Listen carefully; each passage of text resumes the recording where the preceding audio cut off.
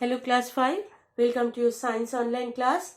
We will discuss the remaining two characteristics of living things. See, if you go through books, you will see many characteristics are there, but these are the main six characteristics which we have discussed.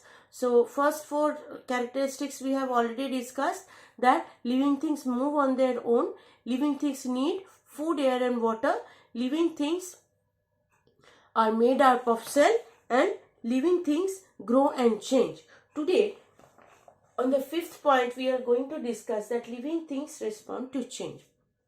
Now see, now it is a winter, isn't it? So we are wearing winter clothes, woolen garments. We are not using light clothes, isn't it?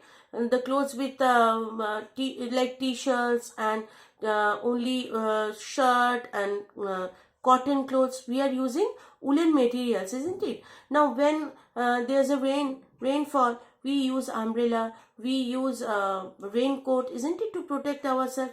So according to the change of the society, according to the change of the surrounding, we are changing ourselves. So this is one very important characteristics of living things. So when you feel hot, what happens? You drink water. When you feel cold, we used to cover our body with stole and shawl. Like me, I am using my stole on a kurta, isn't it? I am not staying only with my kurta. I am wearing woolen garments, so to protect me from myself from winter, isn't it? So according to the change of the surrounding, according to the change of the circumstance, we used to change. So we are responding, or we are answering to the change of our environment.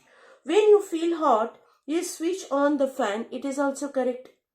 When a dog feels hot, it pants to keep cool. Panting means, you will see those who have dog in their home, they used to sit and they used to take out their they used to take out their tongue, and they used to breathe deep like this, isn't it? So this is called panting. If you see someone throw a stone towards you, you duck your head. We put our head down to avoid getting hurt. The sense organ in animals help them to feel change in their surrounding. So the sense organ, in the next chapters, upcoming chapters which we are going to start, you will see that we have different sense organ in our body, like eye, nose, ear, tongue and skin.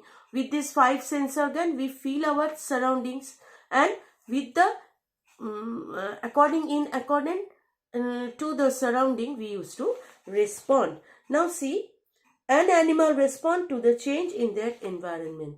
Plants also respond to change around them, though they do not have sense organs. They do not have sense organs like us.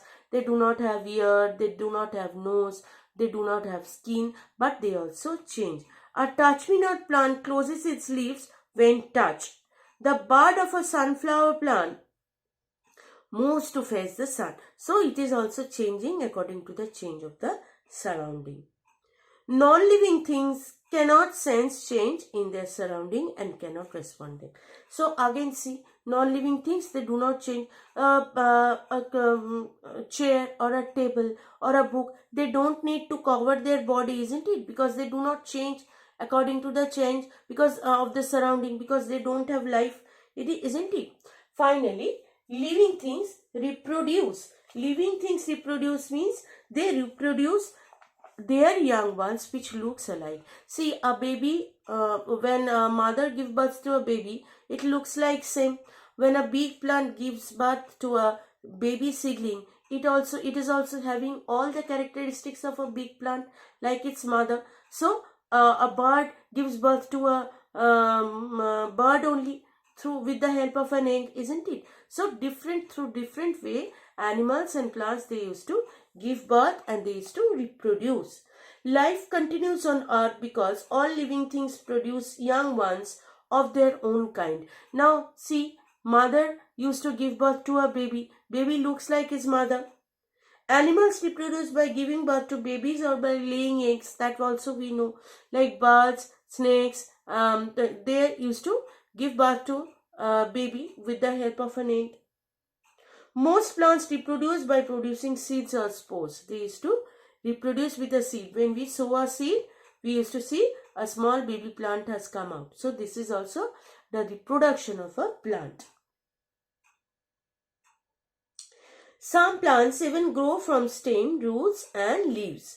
Non-living things do not reproduce. Non-living things, they do not reproduce. So in this part of the video, we have learned that animals respond to the change according to the change of the environment, according to change of the surrounding.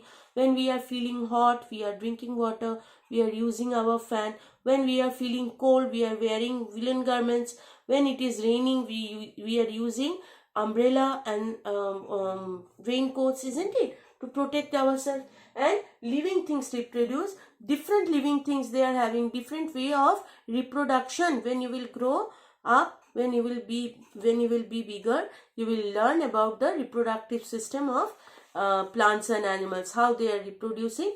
But here animals, human being, they used to give birth to a young one which looks like them. Birds, they used to lay egg like other animals also there, snakes and all, they used to give birth from their egg. And finally a baby plant is given birth by his mother plant which looks alike. So this is all characteristics of living things. In the last remaining video, one video we will do more from this chapter. Why grouping things is important, that we will read. Thank you so much.